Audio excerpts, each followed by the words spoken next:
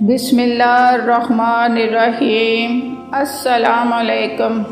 ज़िक्र फ़िक्र, ज़िक्र इलाही की हकीकत, याद खुदाबंदी का सरूर, अल्लाह अल्लाह करने का फल और शराब इश्क व मस्ती के इस नशे पर गौर किया जाए तो ये हकीकत खुलकर सामने आ जाती है कि ज़िक्र इलाही न सिर्फ कुर्ब खुदाबंदी के एक वसीला और बारगाह इज़्ज़त तक रसाई हासिल करने के लिए एक करीना और रहीम किब्रिया तक पहुँचने के लिए एक सीढ़ी है, बल्कि हर दुख का इलाज भी है और बेसहारों का सहारा भी है और बेचारों बेआसरों का आसरा भी है और बेवारसों का वारस भी। जहाँ तक के मैदान जिहाद में लड़ने वाले मुसलमानों को भी हुक्म दिया जाता है कि ईमान वालों, जब तुम कुफर के मुकाबले में जाओ तो साबित कदमी से लड़ो और मैदान जिहाद में कसरत से अल्लाह ताला का जिक्र करो और खुदा को याद करो, फिर फतह तुम्हारी है। मुसलमान तो रहा मुसलमान, अगर किसी काफर की जबान से भी चाहे भूल कर ही इसका नाम निकल जाए तो इसकी रहमत व बख्शिश और इसका लुत्फ़ व करम इस काफर को भी जवाब देता है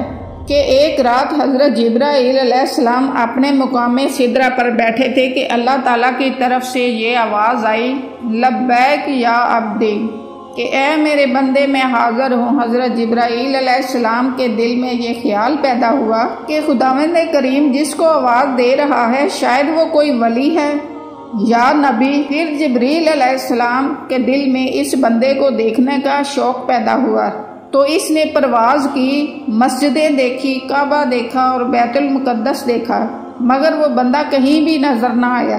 फिर खुदा ताला ने पूछा, ए जिब्रील आज किसकी तलाश है? अर्ज की, ए रब्बुल आलमीन, मैं इस बंदे को देखना चाहता हूँ जिसको तू आवाज़ें दे रहा है। खुदावंद करीम ने फरमाया, जिब्रील अगर मेरे इस बंदे को देखना चाहते हो तो हिंदुस्तान के फलां बुत खाना में चले जाओ। जिब्रील ने अर्ज की, या मौला बुत खाना में क्यों?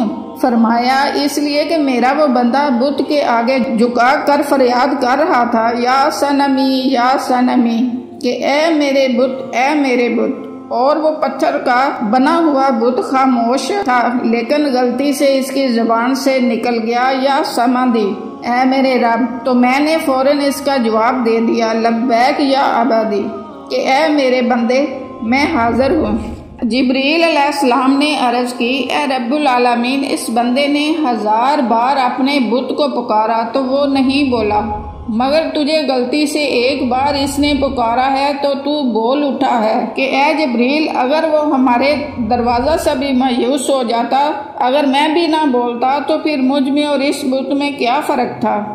अल्लाह ताला के इस बंदे को जवाब देना इसलिए भी ज़रूरी था कि वह खुद कुरान में ऐलान कर चुका है कि तुम मुझे याद करो, मैं तुम्हें याद करूँगा।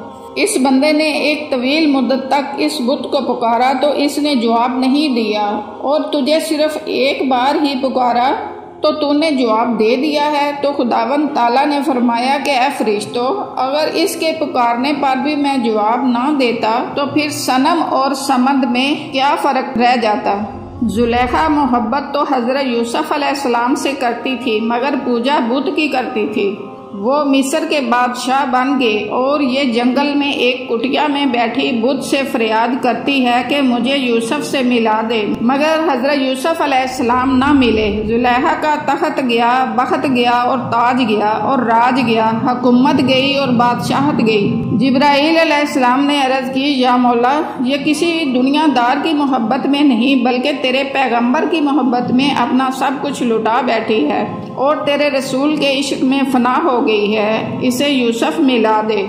जवाब आया, जिब्राईल ये तो ठीक है, मगर ये दावा तो करती है यूसुफ की मोहब्बत का और पूजा करती है पत्थर की, यूसुफ कैसे मिला दूं?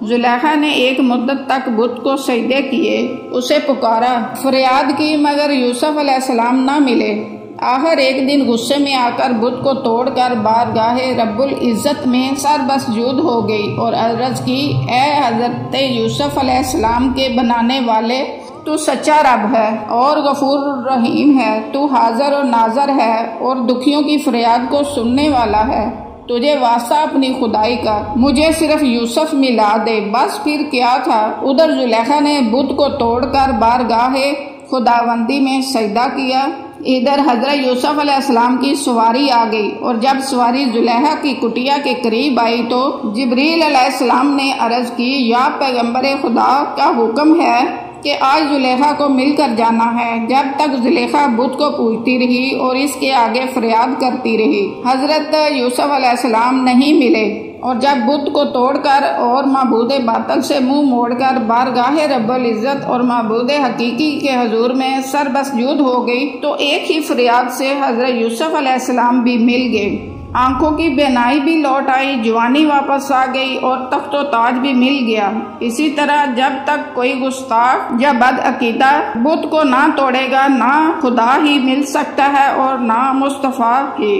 वो बेनियाज मालिक है। अगर रहमत और बख्शिश पर आ जाए तो एक काफर और बेदीन को भी एक ही फरियाद से इसके दिल से कुफ्र और बेदीनी के गुबार को मिटाकर इसमें दीन और इस्लाम की शम्मा रोशन कर देता है। और अगर कहर और गजब में आ जाए तो किसी मुसलमान जाहिद और आबद को भी हजारों साल की इबादत फना करके इसको अपने दरवाजे से दूर हटा देता है। इसीलिए कि वो बेनियाज मालिक ना तो किसी की मालो दौलत को देखता है और ना ही किसी की शान और शौकत को, ना ही किसी की शक्ल सूरत को देखता है और ना ही किसी की रियाजत और इबादत को, बल्कि वो तो अपने बंदों के दिलों की नीयतों को देखता है। जज़ाकल्लाह।